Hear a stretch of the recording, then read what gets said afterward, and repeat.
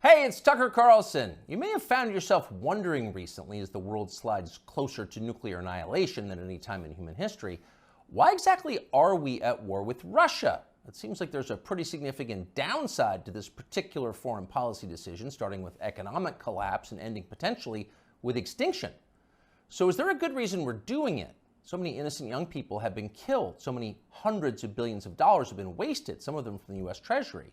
So what's the point? Are we really doing this so the Biden family can repay its debts to the oligarchs who finance their beach house in Rehoboth? Are we doing it so our government can continue to lie about its illicit biolabs in Eastern Europe?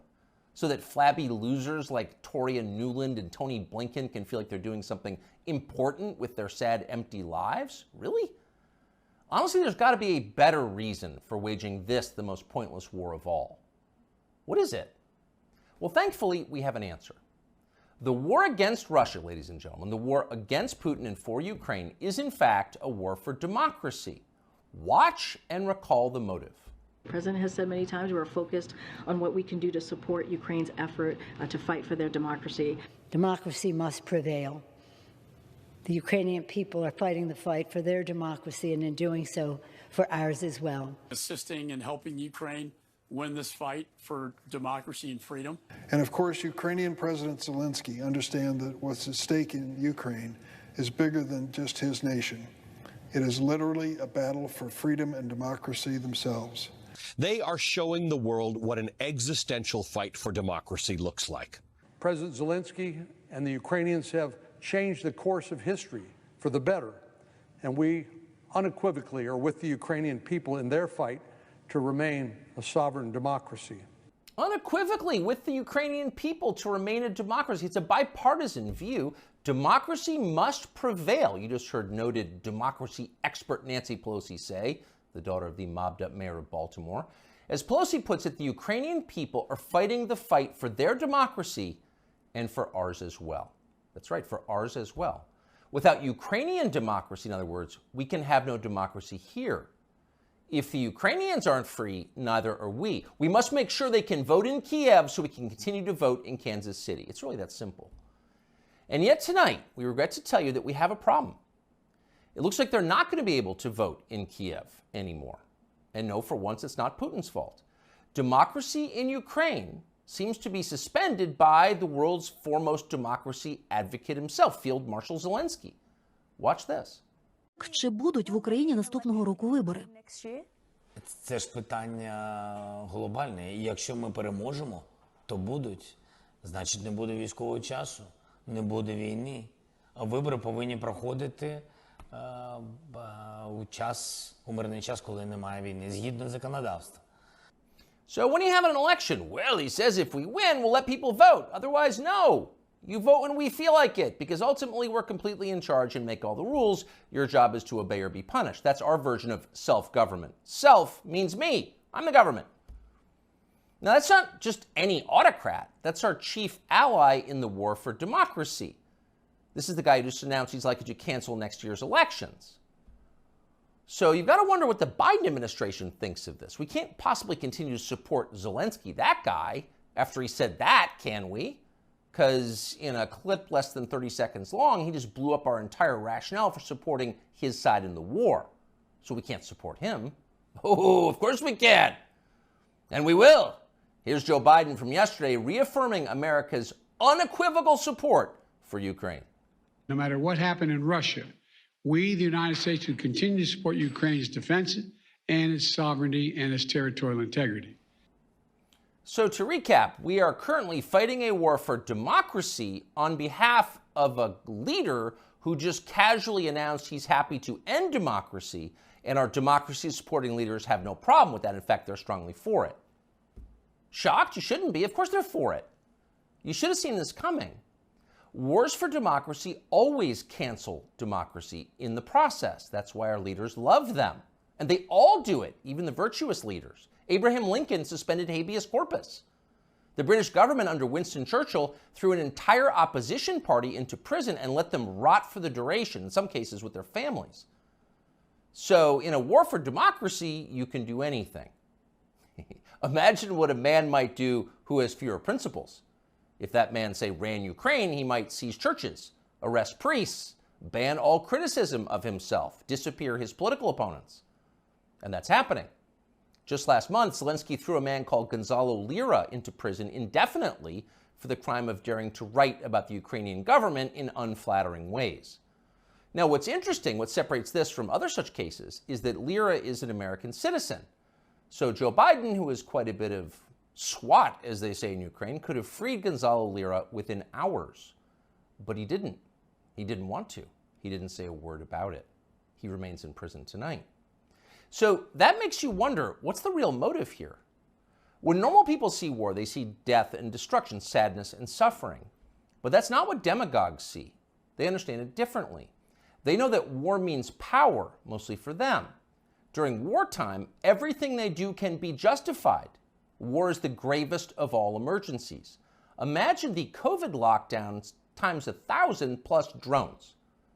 Once war breaks out, politicians become gods with the power of life and death. So in a peaceful democracy, you have to debate your political opponents in public, and that's tiresome. But in a war for democracy, you can just throw them in jail or have them executed. You can see that many in Washington are looking forward to that moment. And that may be why they so fervently support Joe Biden, even many Republicans, against a potential opponent, the only opponent who opposes the war in Ukraine. If you were to end the war, their power would evaporate. Last week, a whistleblower produced WhatsApp messages from Hunter Biden, proving that at the very least, his father knew about his influence peddling businesses abroad and probably participated in them. Quote, "I'm sitting here with my father," Hunter Biden wrote to his Chinese partners demanding money. As much as anything reported about the Bidens over the last several years, this was the smoking gun. There it is, right there, in the message. That would have been enough to cripple a normal president. It would have been more than enough to keep a normal president from running for office again. But it had virtually no effect on Joe Biden. Most media outlets ignored it completely or tried to spin Biden's relationship with his son as some kind of moral victory. Quote, "The real meaning of the Hunter Biden saga, as I see it," wrote Nick Kristof of the New York Times, "isn't about presidential corruption, but is about how widespread addiction is, and about how a determined parent with unconditional love can sometimes reel a child back." He actually wrote that. And if you doubt it, you should know that view was common. Here's the take from ABC. The Hunter Biden story, the scandal, the this, the that, it's also the story of a father's love. And Joe Biden has never and will never give up on his son Hunter, and will never treat him lesser than. And so he is a father first. Take it or leave it.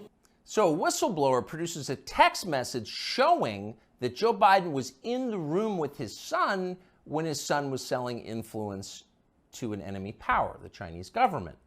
And ABC's take on it, Joe Biden is a father first. Take it or leave it. What accounts for a response like that? Well, that's the way you talk when you've got nothing to fear from an upcoming presidential election. You don't even bother to think of an excuse for your candidate because you don't need to. Your country has electronic voting machines. Joe Biden got 81,282,916 votes in 2020, and you're pretty sure he can do it again. In fact, you know he can. You're not worried. But actually, they should be a little worried. The people who control Joe Biden, Susan Rice, and the rest, know they can continue to run our government, writing the press releases, formulating the policies, and they can do it effectively forever, as long as Joe Biden gets dressed in the morning. And of course, that's their strong preference. These are fervent opponents of change. But the one thing these people cannot control is aging. Joe Biden is old. He's 80 now. He will be 85 at the end of the next term. People imagine that old age is a long, predictable progression from acuity to permanent unconsciousness. But often that's not at all how it actually works. When old people start to slide, they tend to slide fast. Joe Biden has begun that descent. Here he was yesterday. And here's what she wrote to me, and I quote, "You can imagine my joy. She called them right away, and the next day they sent someone out to survey her yard. As Beth wrote, this is the best thing that's happened to rural America since the Rural Electrification Act brought electricity to farms in the 30s and 40s. End of quote." End of quote. You weren't supposed to hear that. Joe Biden read the stage directions out loud. That's like eating the garnish that comes with your entree. You're supposed to know not to do that. Joe Biden no longer does. In a year or two, he will be gone completely, and there will be no hiding it. At that point, the Democratic Party will face a secession problem. If Joe Biden is reelected next year and then forced to leave office during his term due to disability or death, that means Kamala Harris will become president of the United States. And nobody wants that, not even her husband. In real life, nobody likes Kamala Harris. That's not an attack on her. In fact, it's possible to feel pity for someone who's so universally reviled. It is instead an observation of unchanging physical reality like gravity or photosynthesis. Nobody wants Kamala Harris to be president. No one will benefit if she becomes president. So logic suggests there's going to be a change. It's going to have to be somebody else. And whoever that person is going to have to enter the race soon, before the election, after Biden drops out. Who could that person be? We don't know, obviously. This is all just guessing. But we do know whoever that is will have to have two essential criteria. He'll have to be as shallow, ruthless, and transactional as Joe Biden is, and he'll need to have flattery skills that are so polished and advanced they'd be considered superior even in the Saudi royal court. And there's only one man in modern America who fits that description: Gavin Newsom, the governor of California, and perhaps not coincidentally, Joe Biden's new closest friend. "I am here, Mr. President," Newsom told Biden at an event the two did together last week. "I am here as a proud American, as a proud Californian, mesmerized by not just your faith and your devotion to this country and the world we're trying to build, but by your results, by your action, by your passion, by your capacity to deliver. I am mesmerized by you, Joe Biden." Imagine saying that as a compliment. You couldn't do it. Few human beings could do it. But Gavin Newsom had no problem at all. Those words rolled right off his forked tongue. He never stopped smiling. So if you're looking for the leader of the coup, there he is right there. Younger people say the news is full of lies. In Kennedy's motorcade. 239 people. The death of Jeffrey Epstein.